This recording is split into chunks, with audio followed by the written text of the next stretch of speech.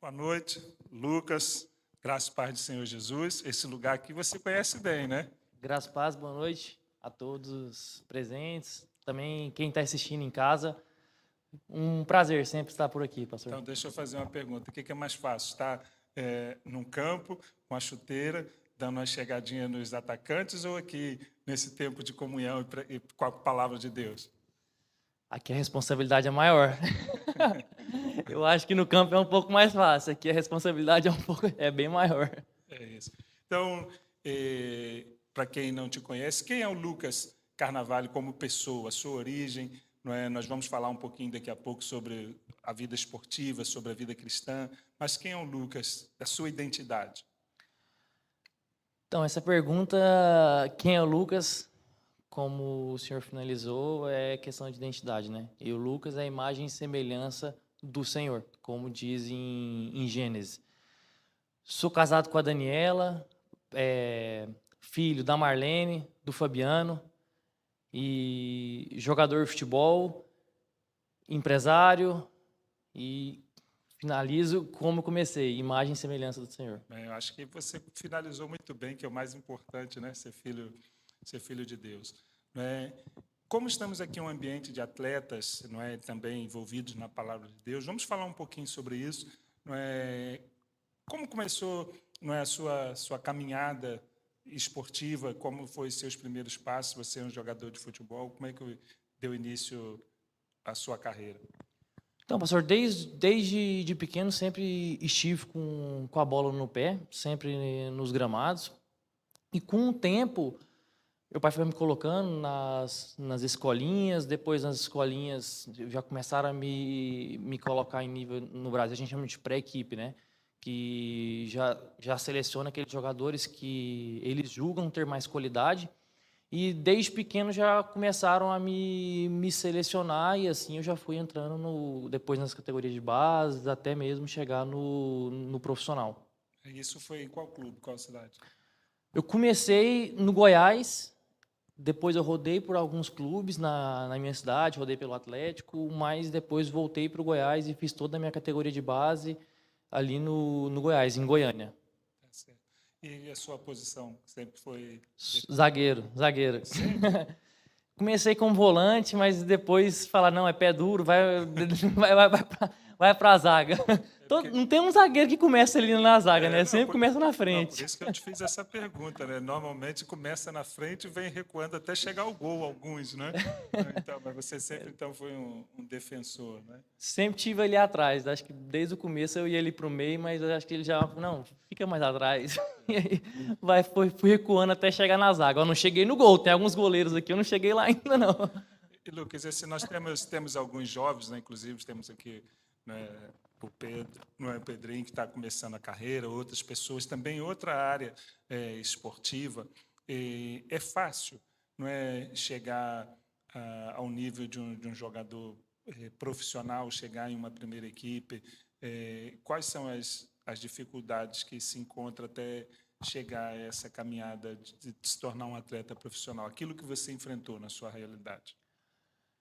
Então, é uma profissão que, para você conseguir chegar em um alto nível, você precisa abdicar de muitas coisas, de muitos prazeres, às vezes de sair com os amigos para um restaurante à noite. Muitas vezes você precisa fazer escolhas para conseguir chegar em um alto nível. E também tem outras questões de ficar longe da família, lesões. Tem muitas coisas que o jogador de futebol passa que poucas pessoas conseguem enxergar.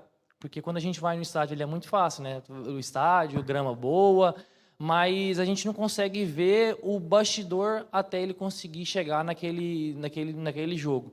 Então, é uma carreira que é necessário ter muito foco e, como eu disse, poucas pessoas têm essa noção de como o jogador precisa, como o atleta em geral, precisa ter essa concentração e esse foco para conseguir chegar num alto rendimento, numa alta performance.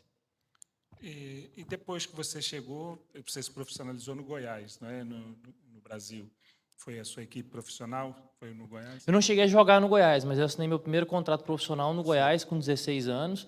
E depois cheguei a treinar com a equipe de cima, mas eu nunca cheguei a estrear de fato no Goiás. Depois, qual foi o seu percurso? Depois do Goiás, fiz um campeonato goiano pelo Crack de Catalão e depois já vim para a Europa, fui para a Itália e depois rodei aqui em alguns países, Itália, Espanha, vim para Luxemburgo em 2018, depois fui para Portugal, voltei para o Brasil, quase um andarilho, pastor. Tá, tá certo, né? Eu fiz essas perguntas iniciais, mas porque a Bíblia nos compara, né, o cristão como um atleta. Então, a gente pode ver que essa comparação bíblica está relacionada a isso, né? O percurso de vida que a gente tem para seguir até se tornar um cristão maduro, né? O texto que eu li em Filipenses capítulo 3, o apóstolo Paulo fala sobre isso, sobre a maturidade da fé. Então, mesmo você que nos está acompanhando, que não é atleta profissional, ou talvez amador, ou nunca teve essa relação esportiva, a Bíblia, quando compara o atleta ao cristão, é porque nós enfrentamos essas dificuldades no nosso dia a dia, né? Jesus diz que no mundo nós teríamos muitas aflições. As aflições de um atleta, né, como você mencionou, lesões, mudanças de país, mas na nossa caminhada cristã também temos essas mesmas dificuldades. E você está aqui hoje, né, como um atleta do reino. Não é um atleta do reino, é alguém que pertence ao reino de Deus e teve um encontro com Jesus. Não é? Como foi o seu encontro com Jesus? Como você passou a pertencer, não é, aos atletas do reino? Não é? Porque na vida profissional você andou de um clube para o outro, não é? Mas como foi esse encontro, não é, com Jesus? Então, eu tenho o privilégio de ter nascido em lar cristão. Então, de time eu nunca troquei, pastor, nesse quesito. Eu cresci na igreja, meu pai é pastor. Então, desde pequeno, eu cresci na igreja, cresci no caminho, né? Minha mãe e meu pai, eles sempre me mostraram o caminho que eu tinha que seguir. Então, desde pequeno eu sempre tive o contato com a palavra e acho que depois que eu saí de casa, depois que as dificuldades começaram a chegar, estar longe da família, que eu acho que foi onde eu realmente entendi a importância de Deus na nossa vida. Então, foi que quando eu comecei realmente a buscar cada vez mais, comecei a ter sede da palavra. Então, foi quando eu saí de casa, que eu ficava muito sozinho, que eu fui entendendo que eu nunca estava sozinho e quem estava comigo. Sim, como você sabe, muitas pessoas também tive um percurso profissional, né? E eu tenho alguma experiência que eu já compartilhei, mas você, como foi para você, ou como é para você, não é, sendo jovem, viver num ambiente muito competitivo, não é? Porque quando você está na vida profissional e na vida em geral, você compete com outras pessoas, mas com princípios cristãos, não é? Em um ambiente corrompido, não é? Com a vaidade, não é? Com a sexualidade e com muitas coisas. Como foi se manter fiel ao Senhor e também almejar e buscar o seu sucesso profissional? Quais foram as dificuldades que você encontrou? Então, eu acho que não só eu, mas todo cristão no meio do futebol, acho que encontra várias dificuldades justamente por essa questão do futebol, principalmente no Brasil. Aqui eu não vejo tanto assim, mas no Brasil, futebol é visto muito como o jogador é farra, pagode e etc. Então, no Brasil, eu acredito que cristão sofre muito preconceito e comigo não foi diferente. Quantas vezes me chamaram para sair à noite, falam, não, vou para a igreja e começa já as piadinhas, né? De, olha o crentinho e esse tipo de coisa. Mas eu acho que a partir do momento que a gente entende o lugar de Deus nas nossas vidas, isso não pode nos abalar. porque a gente sabe, está na Bíblia que a gente será e sempre vai ser assim, o cristão sempre será perseguido. Então, mas eu acredito que no futebol, não só no futebol, no esporte geral, é onde a gente pode realmente dar o testemunho e dar exemplo como ser nesse ambiente tão competitivo, que a partir do momento que tem a competição, muitas pessoas se perdem nessa questão de ego e de disputa, e é aí que a gente tem que fazer a diferença, é aí que a gente tem que mostrar quem realmente nós somos e por que nós estamos onde estamos.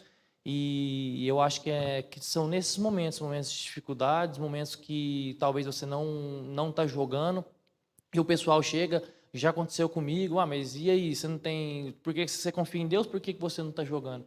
Então, acho que são nesses momentos que a gente precisa dar o exemplo, não só nos momentos bons, mas também nos momentos menos bons.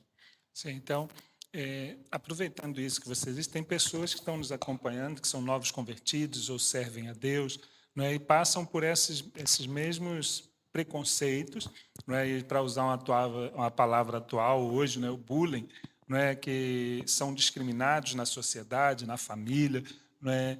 E como você pode, então, aconselhar, qual é o conselho que você dá para uma pessoa que está assim, nessa condição, não é, que é um crente no Senhor Jesus, mas talvez seja um novo crente caminhando agora, e as pessoas não entendem a fé, seja no trabalho, na família, não é? Como você superou isso? O que você aconselha para quem está nos ouvindo?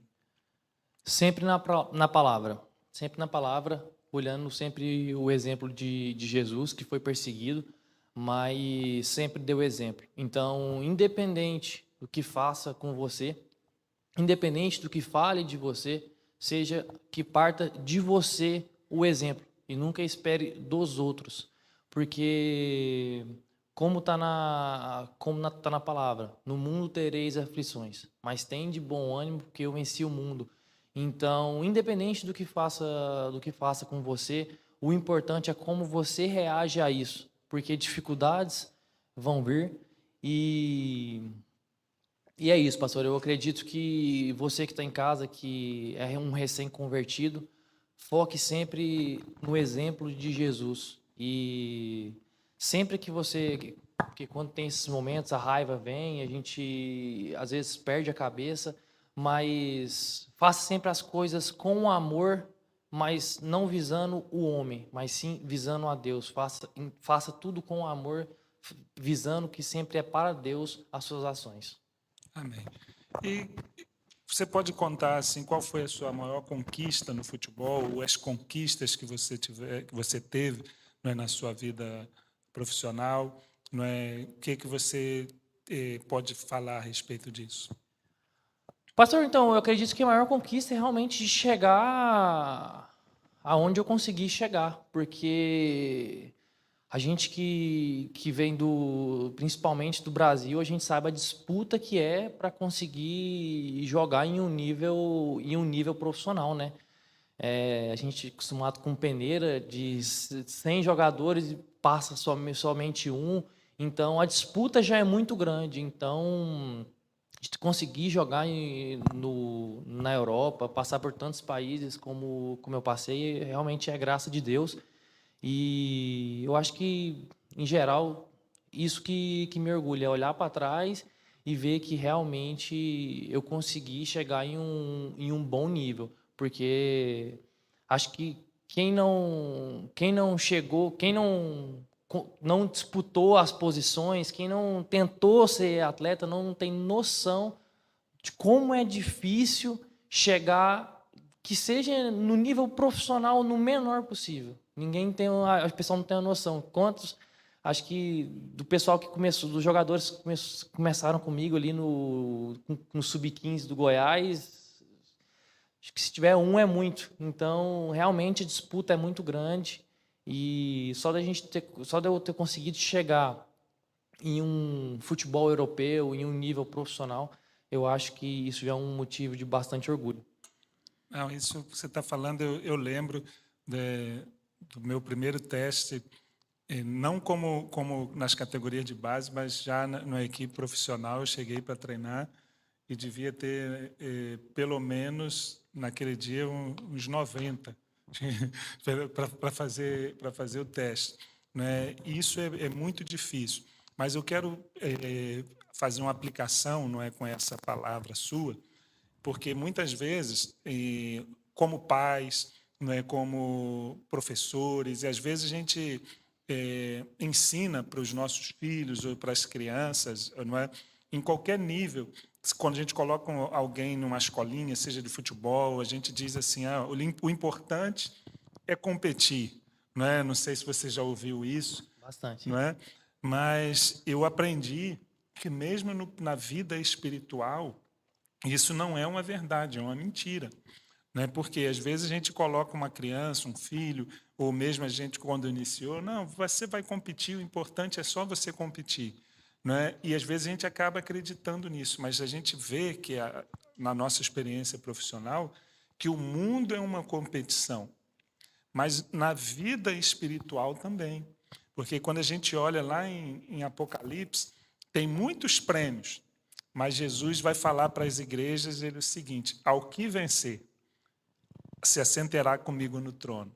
Ao que vencer, não é, eu darei uma pedra branca. Ao que vencer, comerá da árvore da vida. Então, a vida é para os vencedores.